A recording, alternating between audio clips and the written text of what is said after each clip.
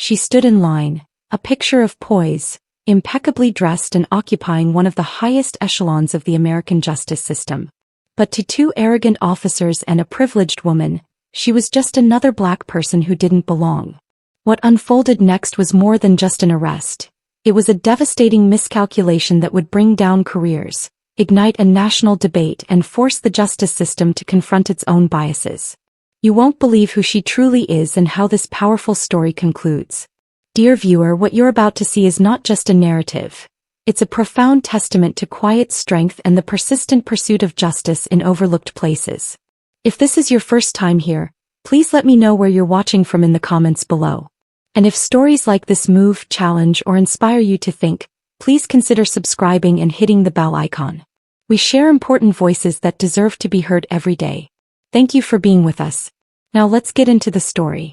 Beneath the soaring arches of Denver International Airport, the late afternoon sun streamed through the glass, casting a golden glow on the polished floors.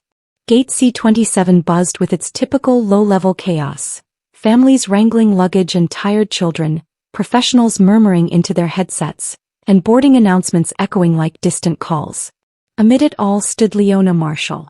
She didn't look like someone whose presence would shift lives before nightfall. She was serene, perfectly composed in her dark navy blazer and elegant pearl earrings, her briefcase resting gently on the floor beside her Italian leather flats. Her dark brown skin seemed to radiate under the soft light, and her salt and pepper hair was gathered neatly in a twist. With no visible makeup and only a simple ring and a classic Cartier watch for adornment, she was the kind of woman who commanded deference without ever asking for it.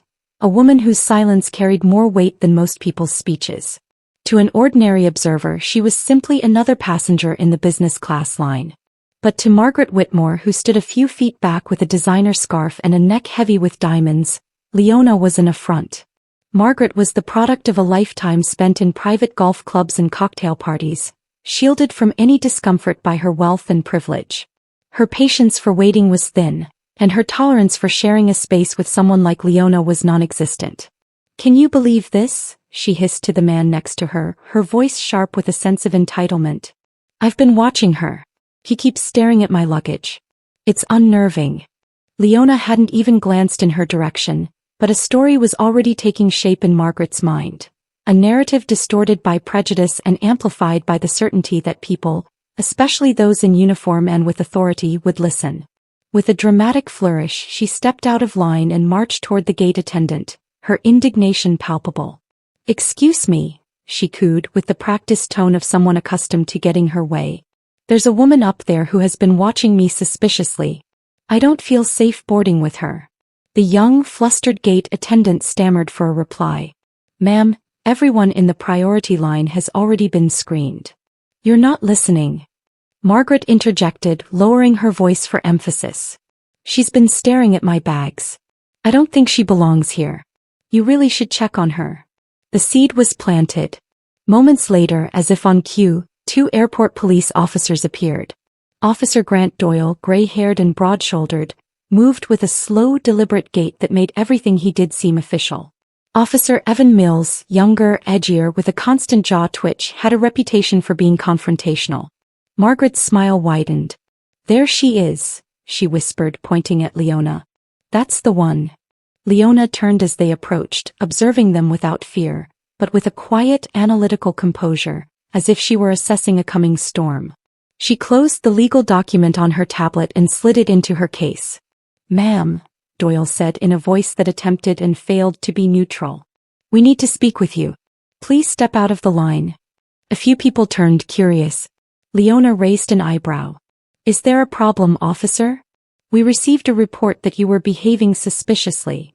Leona glanced past them to Margaret, who was now standing with her arms crossed, a look of smug satisfaction on her face. "I have done nothing suspicious," Leona stated. "I've been standing here reading legal documents, waiting to board my flight." "Do you have identification?" Mills demanded, his hand too close to his holster. Leona reached into her bag slowly, her hand steady, and retrieved her license and boarding pass. "I'm flying business class to Washington, D.C., she said calmly. "And I'll ask again, what exactly am I being accused of?" Mills glanced at the ticket and scoffed. "That's a nice seat, What do you do for a living? There was a pause. Leona blinked. Excuse me. We're trying to ensure everyone's safety here, Doyle interjected. You don't need to be difficult. I am asking a legitimate question, she replied. Why am I being questioned about my profession when all I've done is stand in line? By now, people were watching and cell phones were beginning to rise, screens pointed at the unfolding drama. Mills took a step closer. Let's go, he said curtly. Now. Leona didn't move. I will not be escorted away without cause. You're resisting.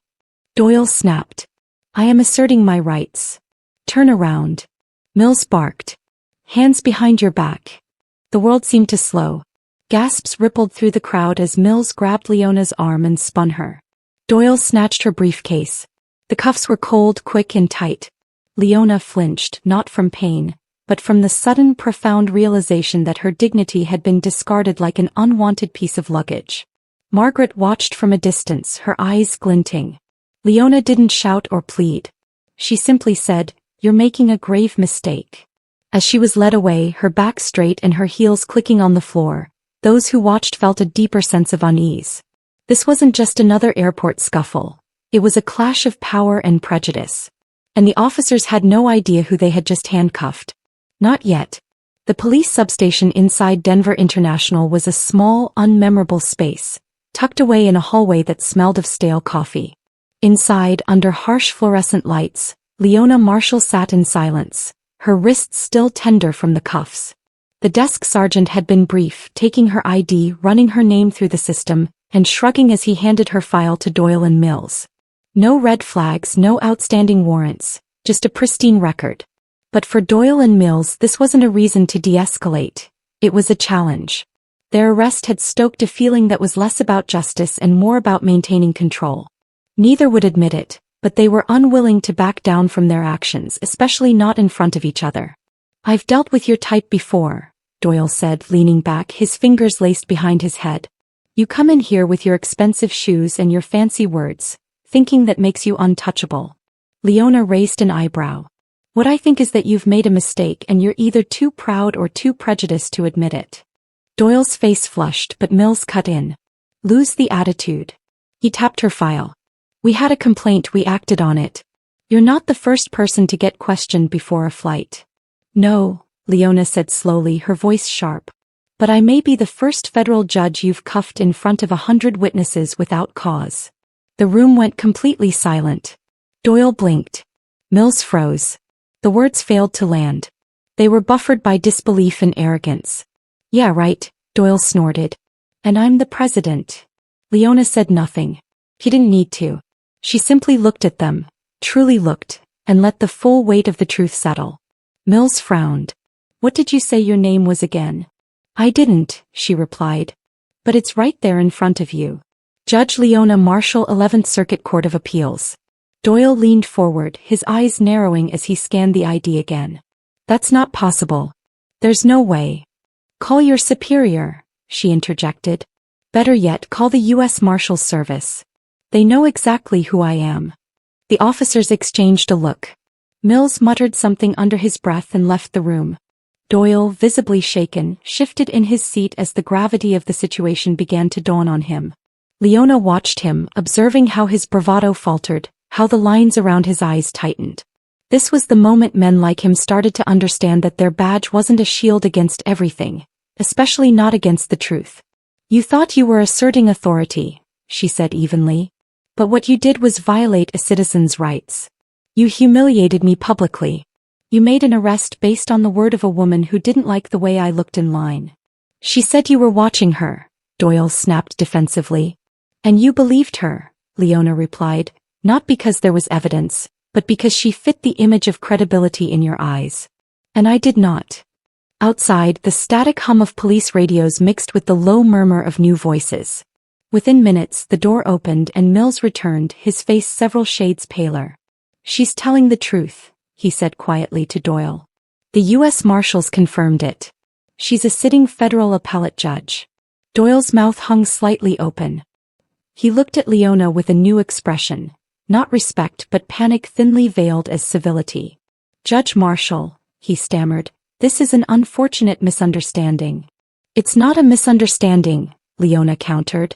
It's misconduct. It's profiling. It's an abuse of power. The door opened again, revealing the airport's senior supervisor, an agent from the U.S. Marshals Service, and a representative from the Justice Department.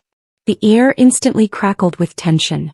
The officers straightened up, their arrogance replaced by something weaker and quieter.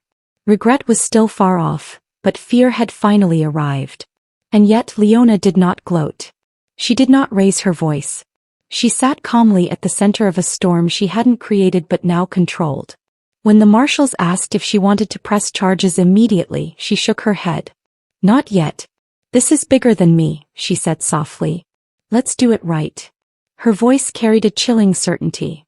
She wasn't seeking revenge, she was building a case, a reckoning.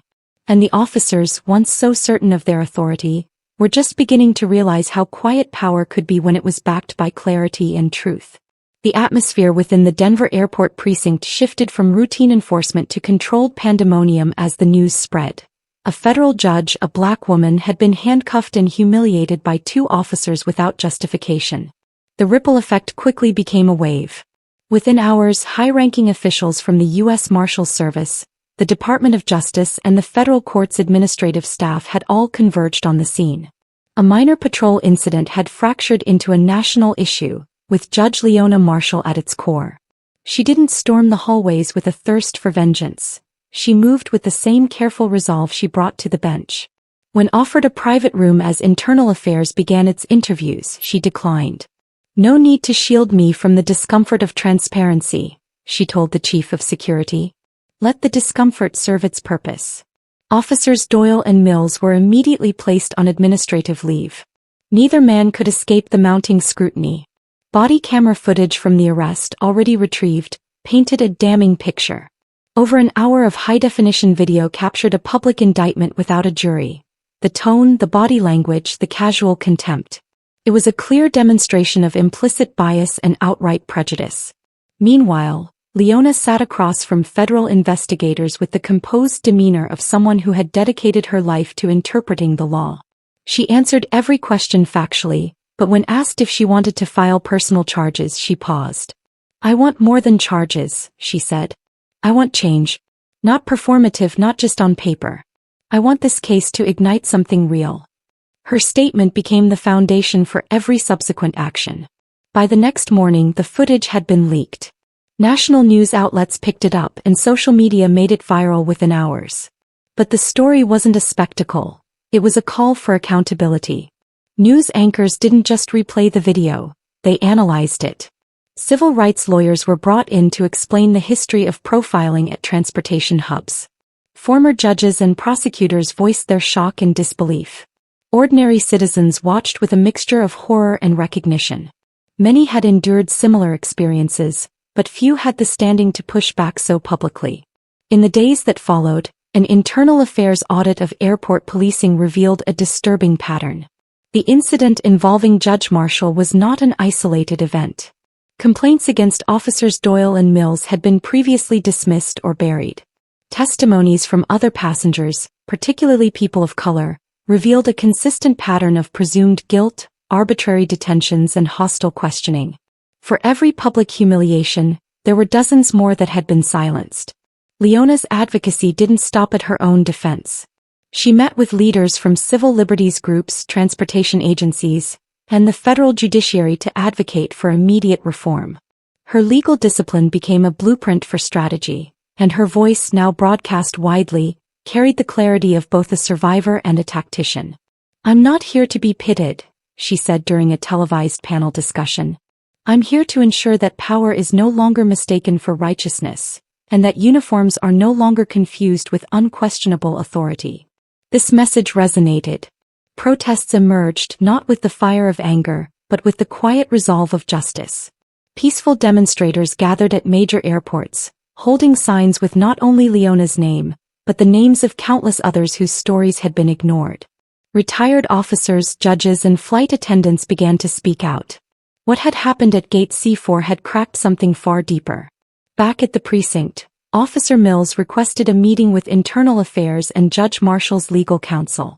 The man who had once barked orders at her in front of a crowd now sat slumped, his eyes hollow, his voice barely audible.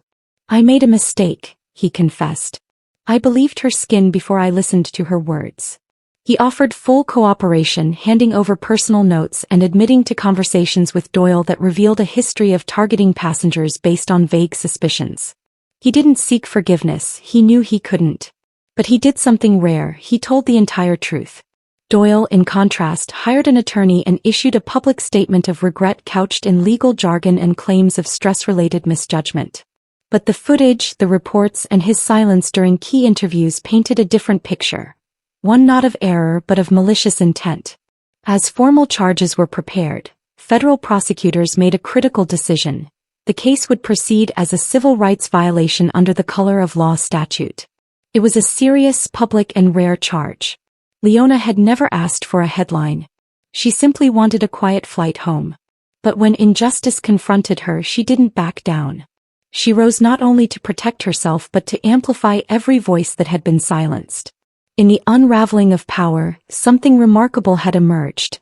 Not just condemnation but clarity. The badge had cracked and the truth was now pouring through the fracture. In the weeks following the incident, the atmosphere in Denver shifted. The air, once thin and quiet, was now thick with conversation. From courtrooms to coffee shops, people were speaking the name of Judge Leona Marshall. Not in hushed tones, but with respect, outrage, and sometimes uncomfortable self-reflection.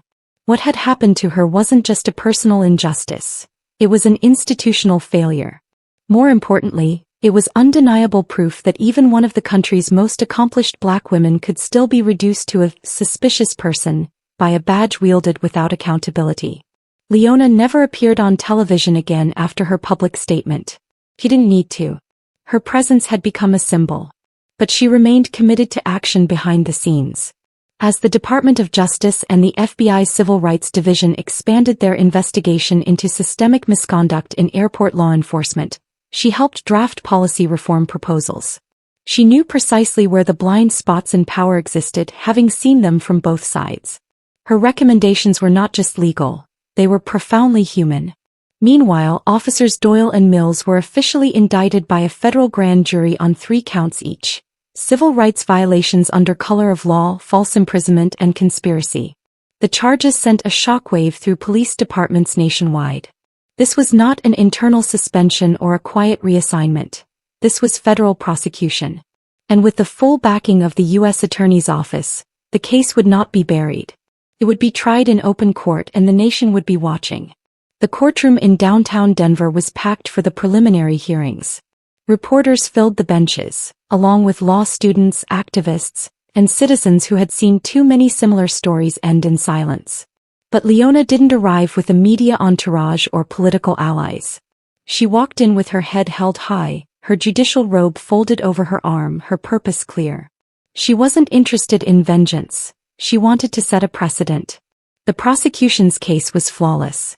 Footage from the terminal and body cameras was synchronized, annotated, and displayed. The video required no commentary, it spoke for itself. Leona's calm demeanor, her valid ID, her reasonable questions, and then the shift. The condescension, the escalation, the racial slurs delivered with casual cruelty. The moment the handcuffs snapped shut, the courtroom held a collective breath. Even in slow motion, it was a visceral moment of a line being crossed. Mills took a plea deal midway through the proceedings. His testimony, delivered with a trembling voice and bowed head, described a culture of unwritten profiling, encouraged by senior officers and ignored by supervisors. He confessed to participating not only in Leona's arrest but in dozens of similar encounters, none of which were ever officially recorded. His decision to cooperate came too late for public redemption, but it solidified the case against Doyle. Officer Doyle refused to testify. His silence, once a tool of authority, now echoed with guilt. He sat stonily in the courtroom, but his defense team could offer little in his favor. The evidence was overwhelming, the optics devastating. The court saw not just misconduct but cruelty, entitlement, and deep-seated bias hiding behind a badge. In her testimony, Leona didn't raise her voice. She spoke with the same precise, devastating cadence she used on the bench. "I didn't resist," she said. "But I did question. And for some, a black woman's question is the same as defiance. Her words were transcribed, but they also burned into the minds of everyone who heard them because it wasn't just about her.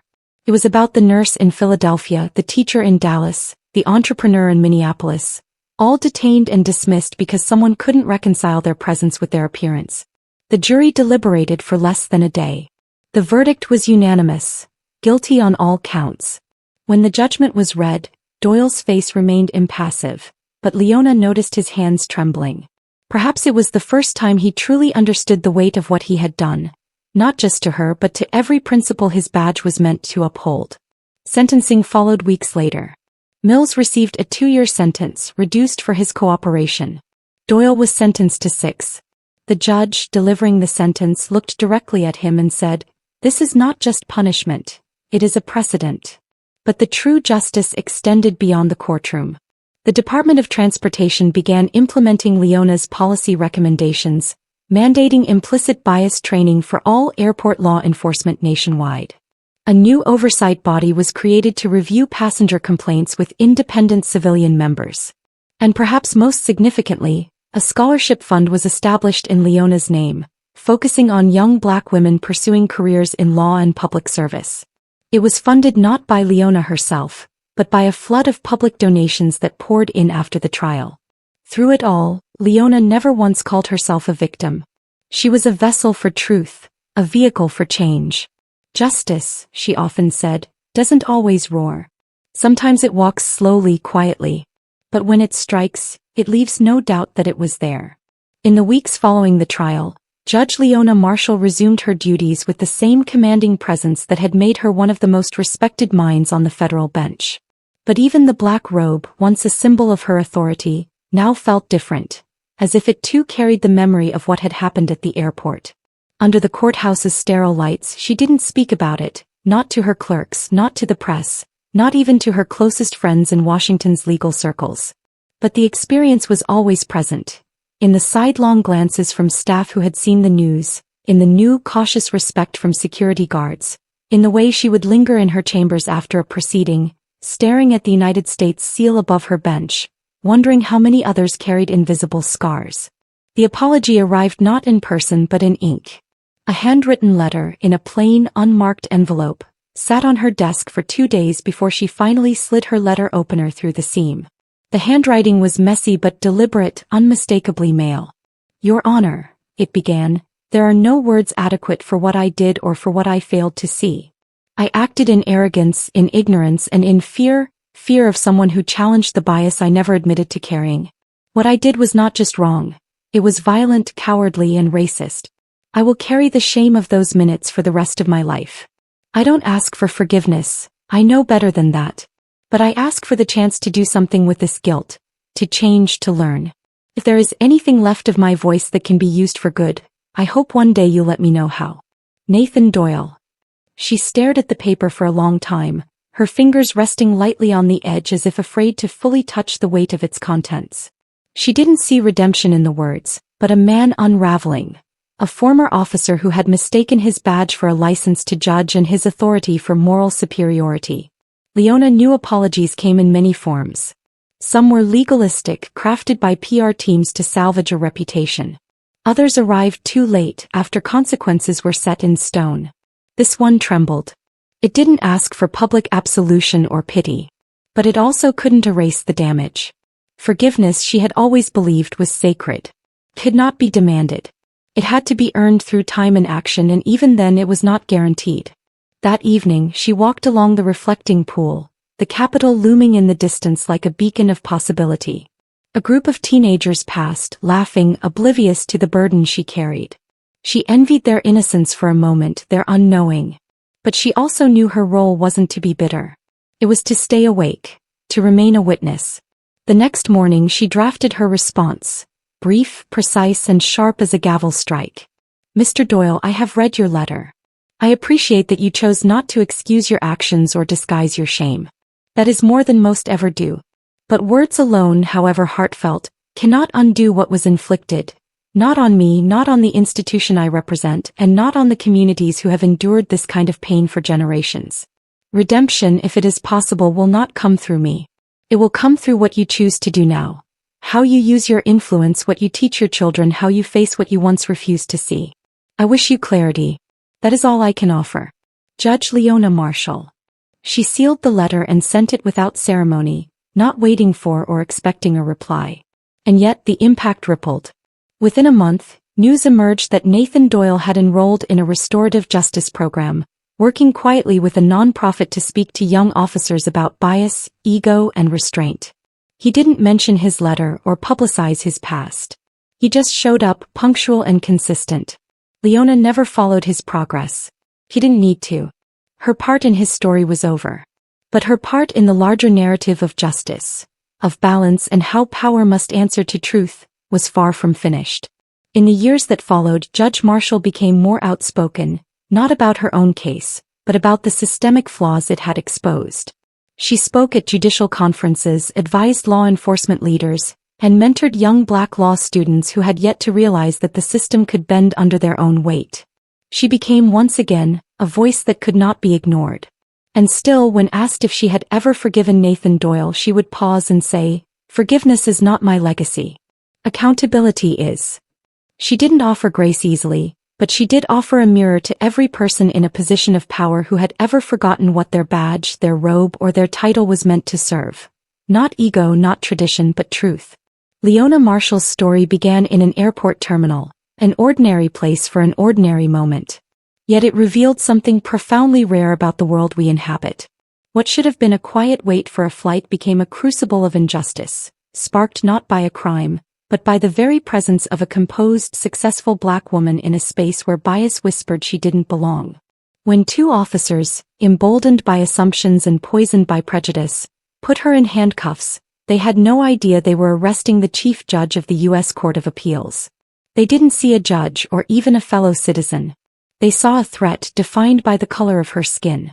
But this story is about more than the outrage of a wrongful arrest. It's about what happens when dignity refuses to buckle, when authority clashes with quiet resistance, and when truth walks into the room wearing a robe of justice.